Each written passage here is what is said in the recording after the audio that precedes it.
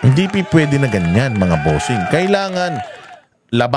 Kailangan i-push natin, pilitin natin sila. Kahit araw-araw kayong mga reporter, kayo ng mga bayaran, itanong nyo yan, kailan ba magpapa-hair follicle drug test?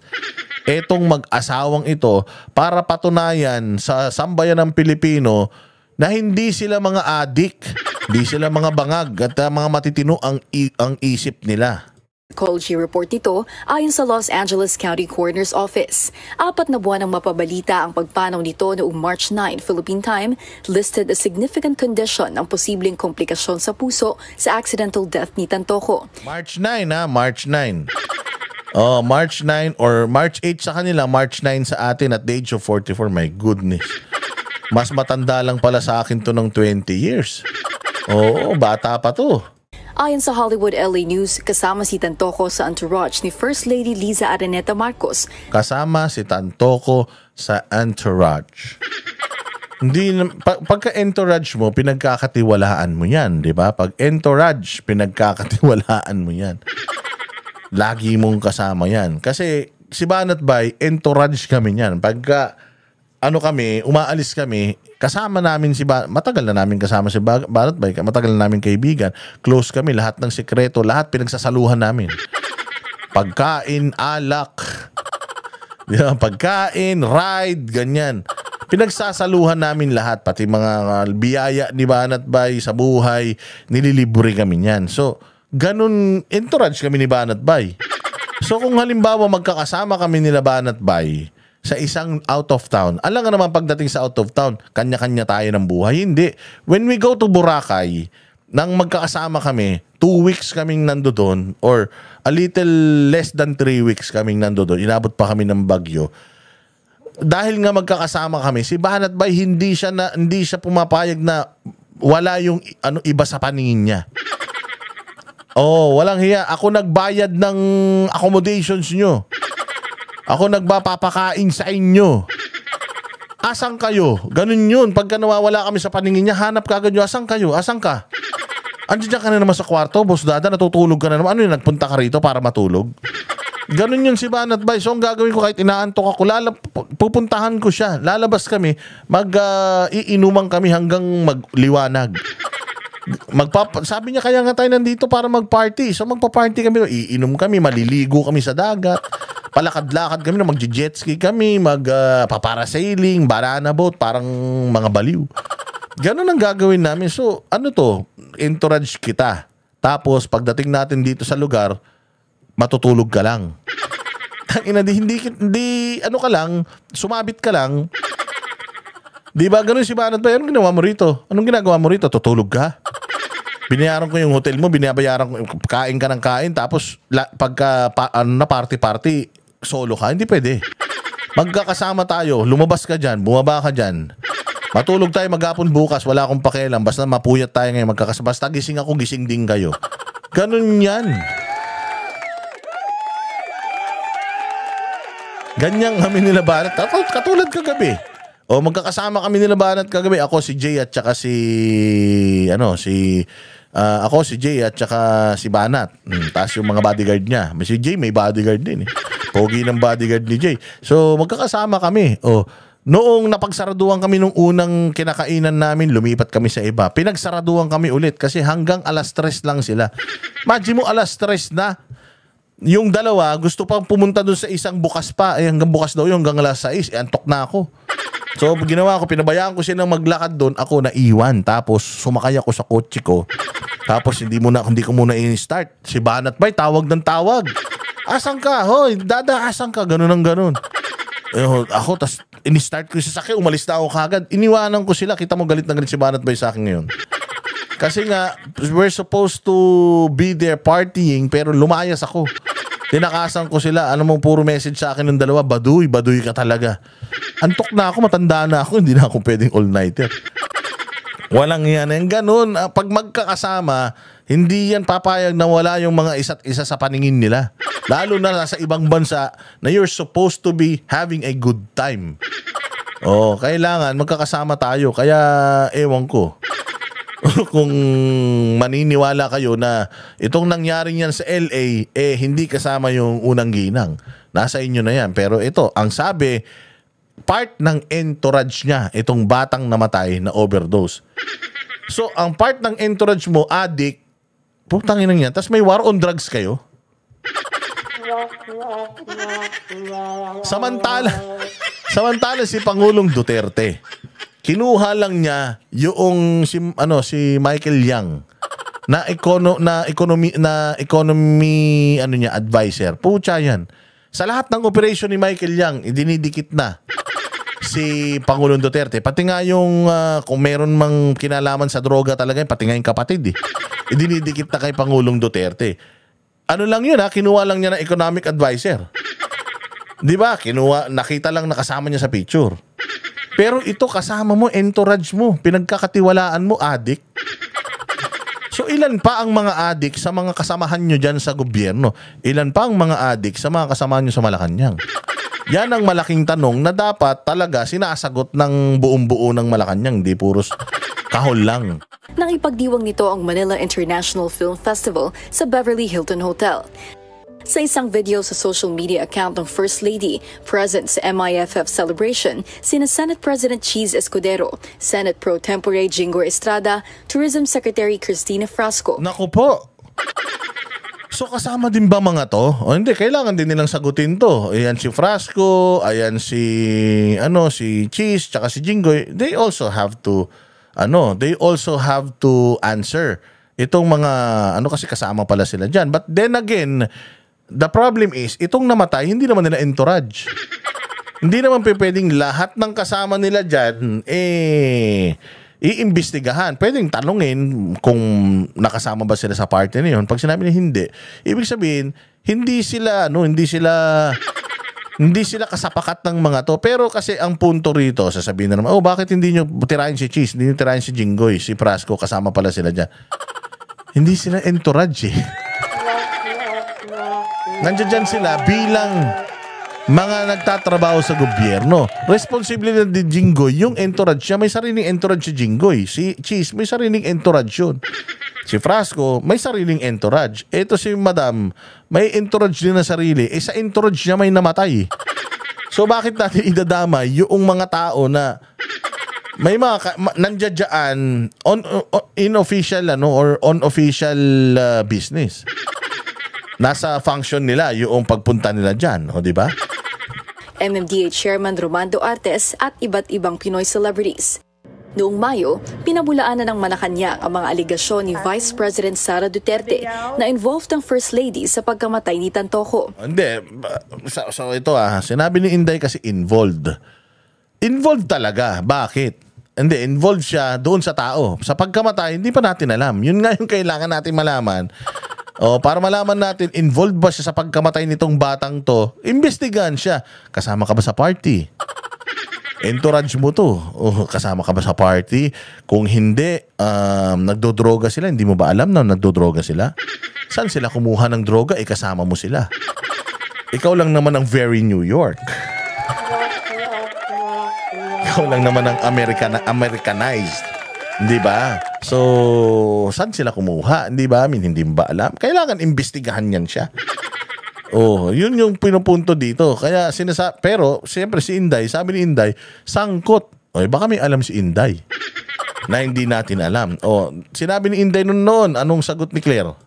Sa kanya pala nang galing ang fake news. Hindi na fake news to Hindi na fake news to, ma'am. Totoo na to. Nilabas na ng mga, nilathala na ng mga media. Di ba sabi niyo yung media, meron yan silang internal checking. Lumabas na for public consumption. Ibig sabihin, may report sa US na totoo. Anong fake news dun, Claire Castro? Baka wala kang alam kasi tanga ka. Baka hindi nila sinasabi yung mga bagay-bagay na ito dahil wala silang tiwala sa'yo kasi boba ka. Kaya siguro ganun. Siya pala ang source ng fake news na ito. Hindi na nga fake news to. Pinapakalat.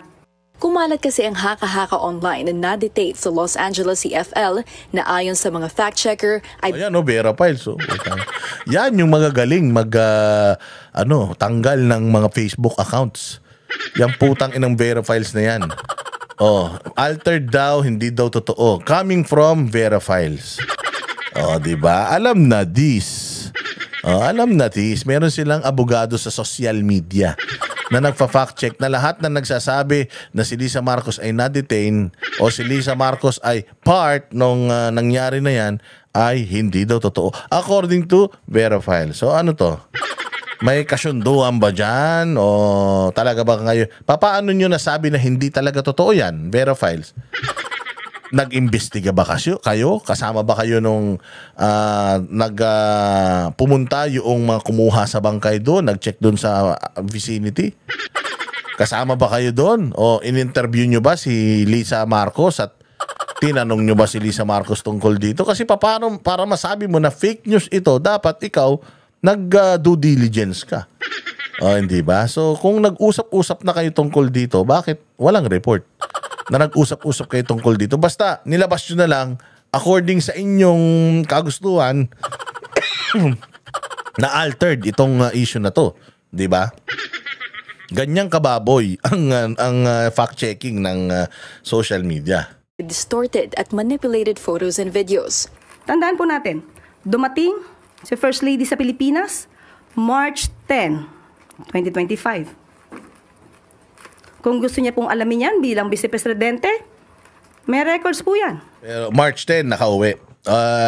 Pwede na ba nating sabihin na involvement, wala siyang involvement dyan? Bakit entourage siya? Kasama siyang pumunta dyan. Kasama niya yung mga yan na pumunta dyan. Bakit mag-isa na lang siya umuwi? Ang tawag dyan, nang iwan sa ere. Kasi, under ng diplomatic status itong ating mahal na ginang. Pero ang tanong, kasama ba siya sa inimbestigahan? Na-interview ba siya? Kasama ba siya sa listahan ng mga tao na dapat imbestigahan?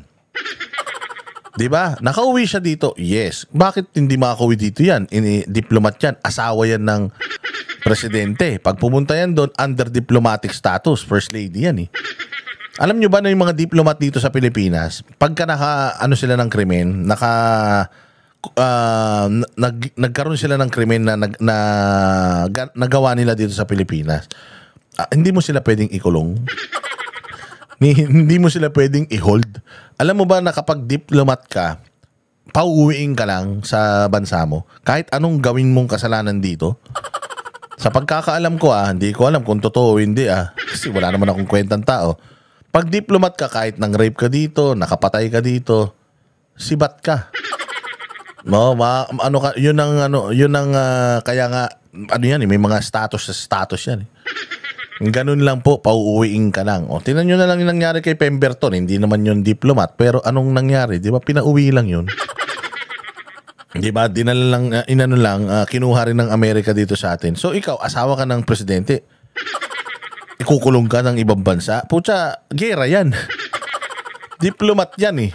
So pauuwiin lang yan siya sa Pilipinas. At uuwi siya kung kailangan niya umuwi. Kasi nga, yun ang kapangyarihan noong isa sa mga perks ng asawa ka ng presidente. Isa sa mga perks na diplomat ka. Research nyo na lang kung papaano kung ang isang diplomat ay makakakomit ng crime sa bansa na kung saan siya nandoon. Tingnan nyo na lang kung totoo yung sinasabi ko. Malamang sa hindi. March 11, nagkaroon po ng event si First Lady with the representatives of Girl Scouts of the Philippines. That's May 11, 2025. Pwede po ba nating ipakita? Yes, iyabang. Mayabang si Claire pag kayong siya eh. Pag kayong handa siya, mayabang yan. Pero pag yan, tinanong mo tungkol sa trabaho ni Bongbong, puta, walang alam yan.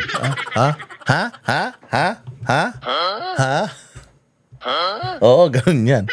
Oo, walang alam yan. Pero kapag patungkol sa pagtatanggol sa kanila at pagbanat sa mga Duterte, kompleto yan. May mga visual aids yan.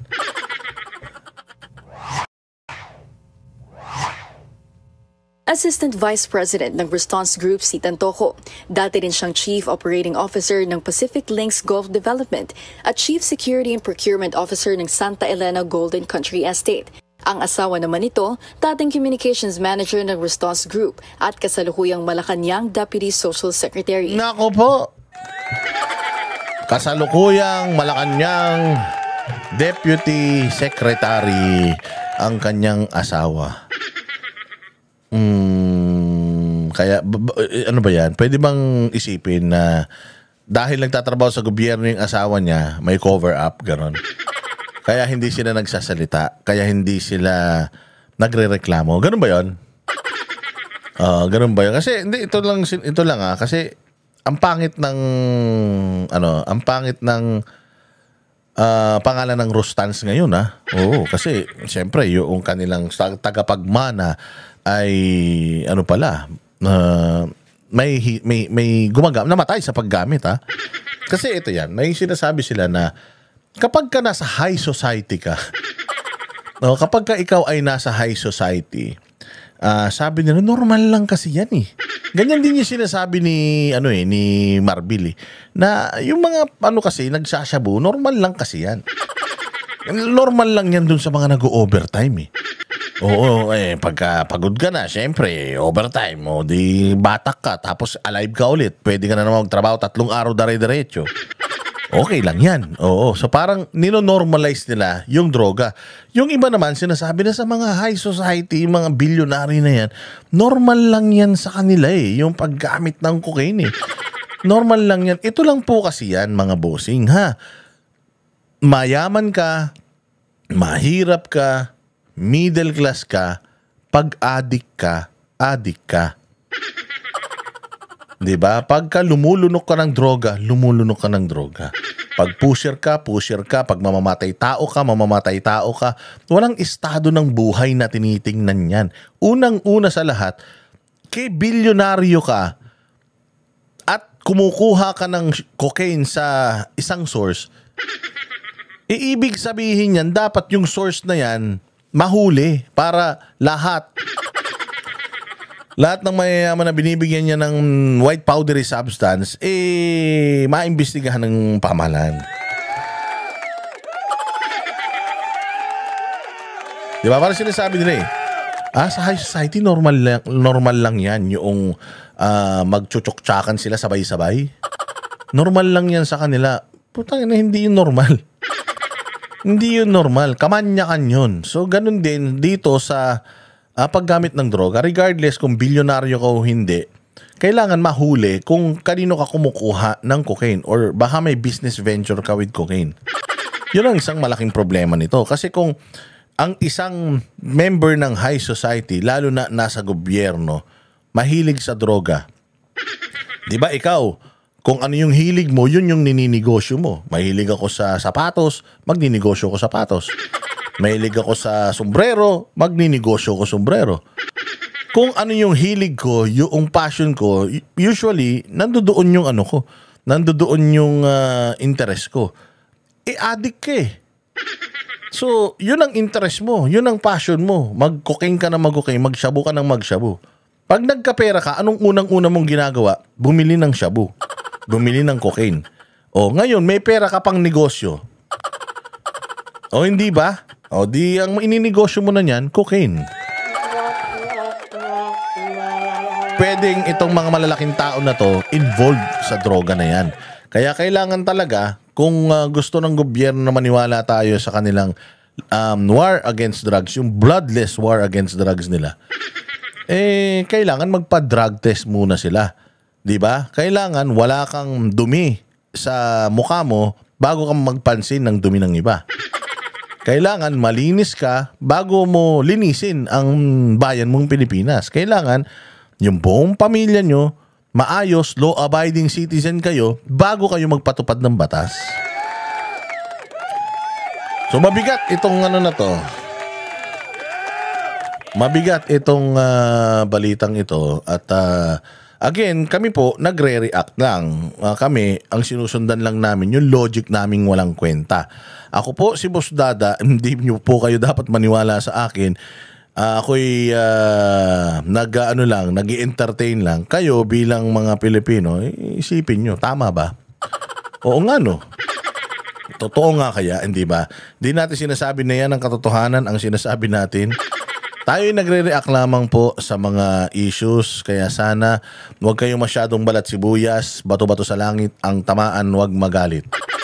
O, katulad ng lagi natin sinasabi, kung ayaw ninyong maging sentro ng chismisan sa bayang Pilipinas, magtago kayo sa mga bahay ninyo, huwag kayong maging public figure, lalong-lalo na, huwag kayong maging public official. Maraming salamat po mga bossing. Magkita-kita po tayo ulit sa susunod na vlog. Mabuhay kayong lahat. Ang boses ng masa hindi natatakot. Katotohanan lang, di kami nalulunod. Walang bahid ng sismis, lahat ay totoo. Kahit sino ka pa, pag mali ka babanatan ka. Walang pinipili kulay, wala kaming kinikilingan.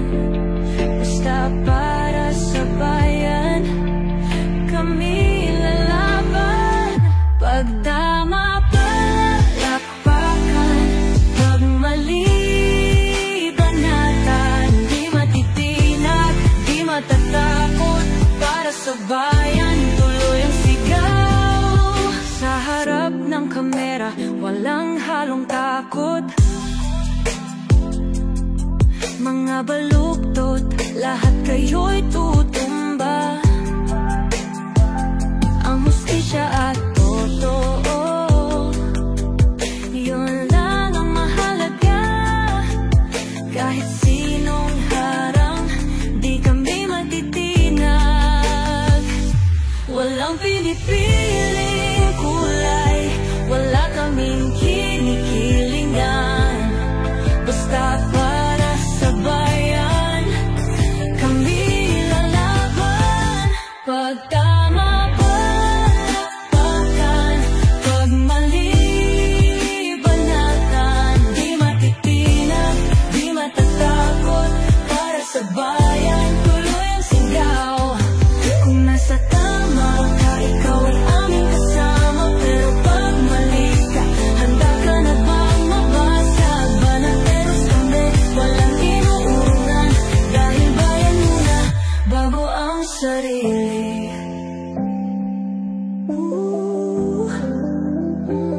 Bago ang sarili.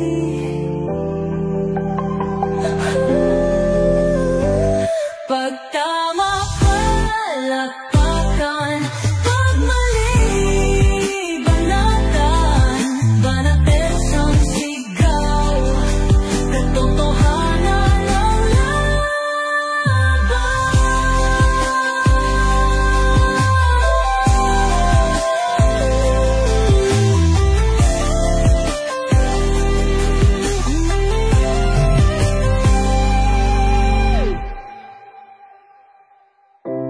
Sa harap ng kamera,